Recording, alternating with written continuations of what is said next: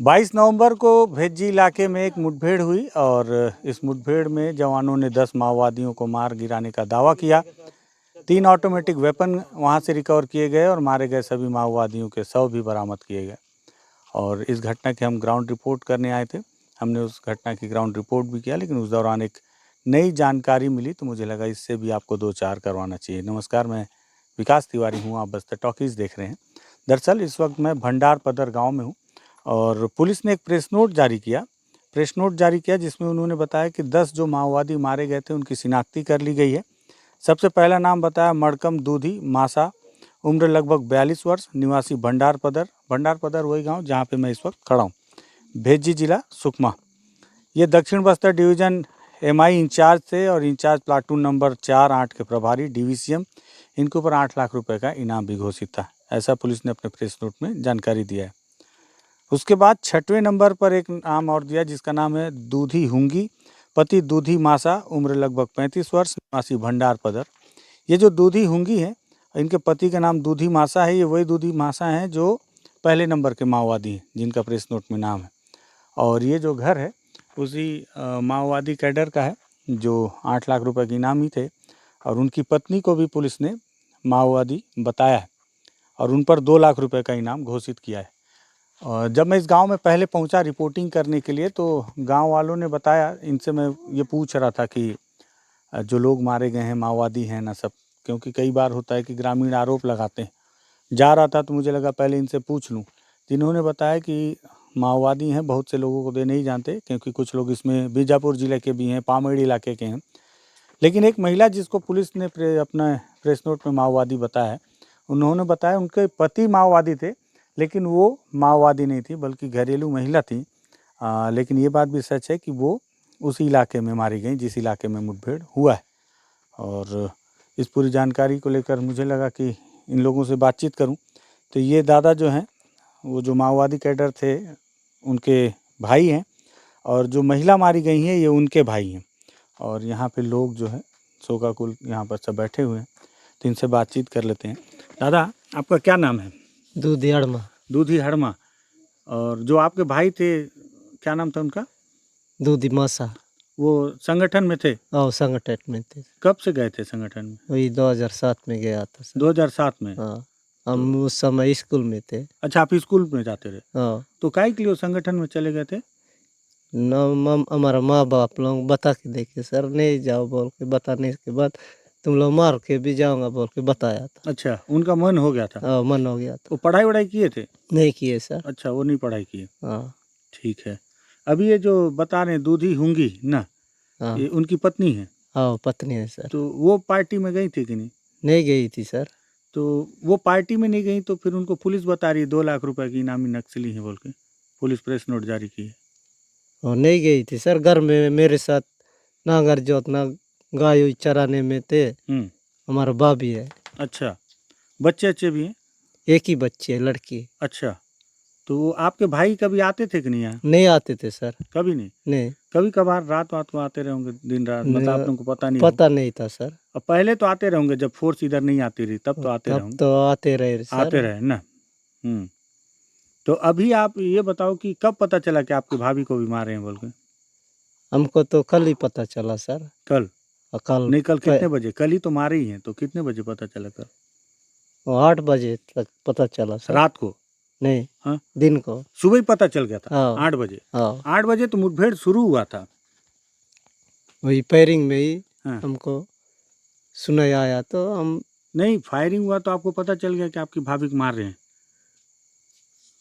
नहीं, ऐसा नहीं ना। हाँ, एक आदमी, आप पटेल हो ना दादा? एक आदमी उधर से इधर आ रहा इधर था, से आ जाओ, थोड़ा लाइट पड़ेगा गाँव तो। वाले आ रहे थे। हाँ, किधर से? उधर फारस आ रहे थे। नहीं, आपका नाम पहले बता दो दादा, आपका क्या नाम है? मेरा नाम सोया मणमा है। आप यहाँ पटेल हो गांव के ना? जी। अच्छा, हाँ, अब बताओ। हाँ, एक आदमी कहाँ से आया था, उधर से आ रहा था। हाँ। तो इधर से इन लोग ले जा रहे थे बाड़ीघाट, बो के ले जाओ बोल के, गाड़ी आ जाओ वहाँ से ले जाओ बोल के वहाँ बताए। क्या बताए? उसको बो के ले गए हैं। किसको? वो लड़का यहाँ का। हाँ।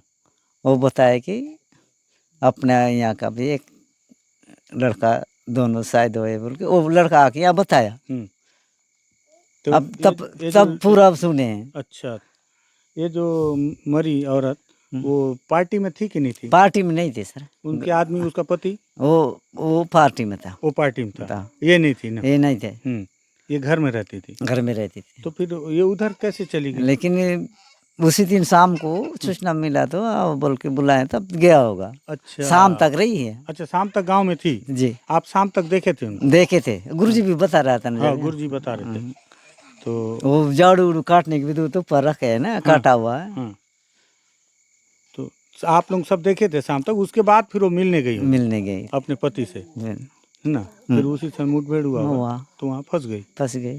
हाँ हाँ, ठीक है। ये दादा आपका क्या नाम है?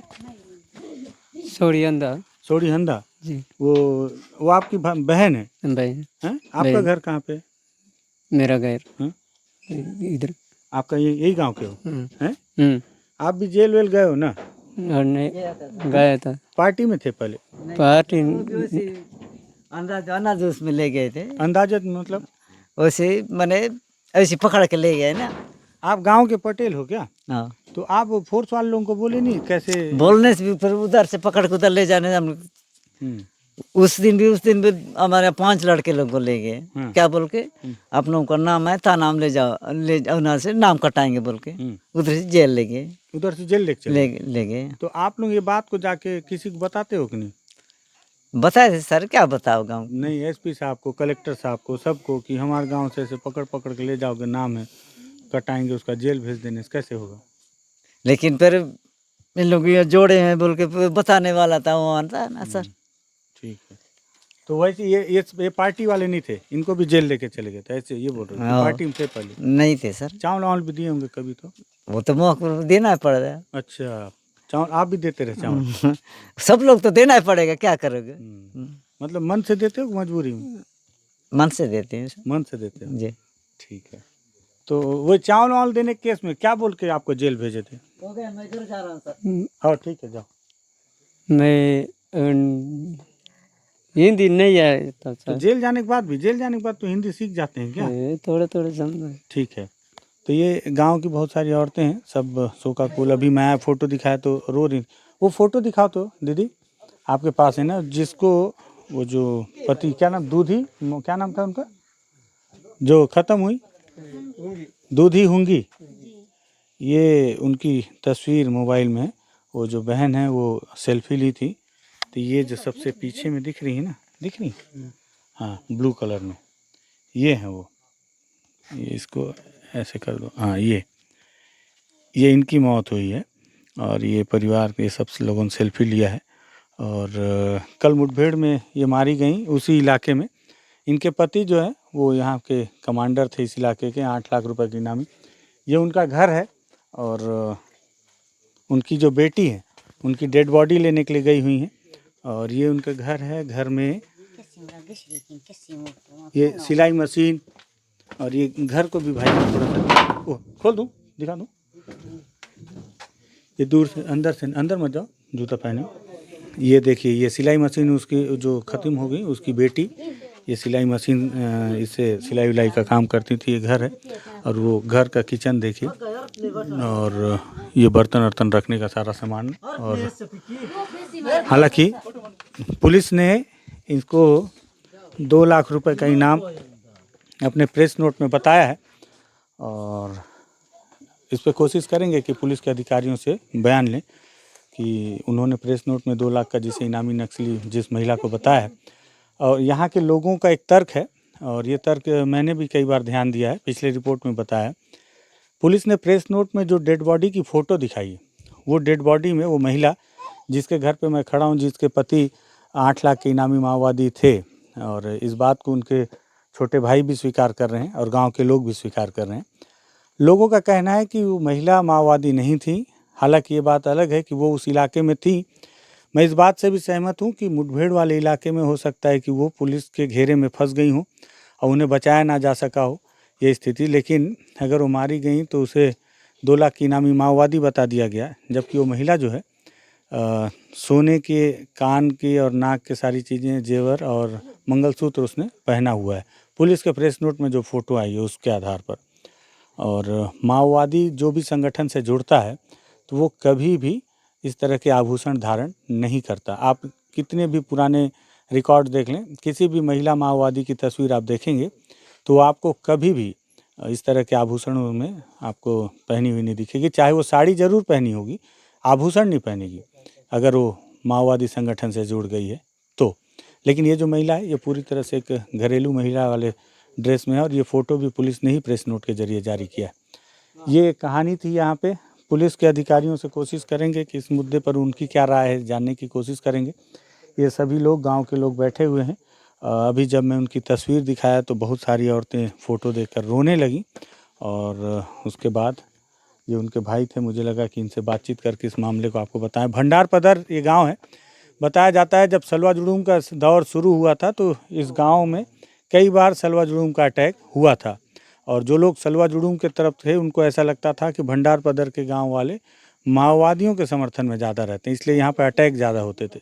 और सलवा जुड़ूम तो आपको मैंने पहले भी बताया कि सलवा जुड़ूम के शुरू होने के बाद कई लोग ऐसे हैं जो इस तरह की लड़ाई में आधे फोर्स की तरफ और आधे संगठन की तरफ चले गए।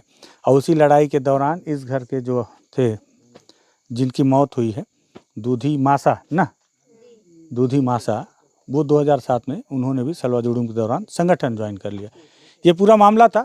मुझे लगा आपको इससे 2-4 ज़रूर होना चाहिए। आप अपनी राय दीजिएगा, पसंद आए, पसंद वाली तो बात ही नहीं। अगर आपको लगे कि बहुत ज़रूरी मुद्दा है और माओवाद ख़त्म करने के बीच में, इन चलती गोलियों के बीच में अगर गलती से भी कोई आदिवासी मारा जाता है और उसे अगर स्वीकार नहीं किया जाए कि हमारी गलती है या क्रॉस फायरिंग में माओवादियों के गोलियों से लगी, जिससे भी इसको आप एक दूसरा रंग दे सकते थे, तो मुझे लगता है कि ये गलत है मानवता के नाते। कुछ और बोलना चाह रहे थे?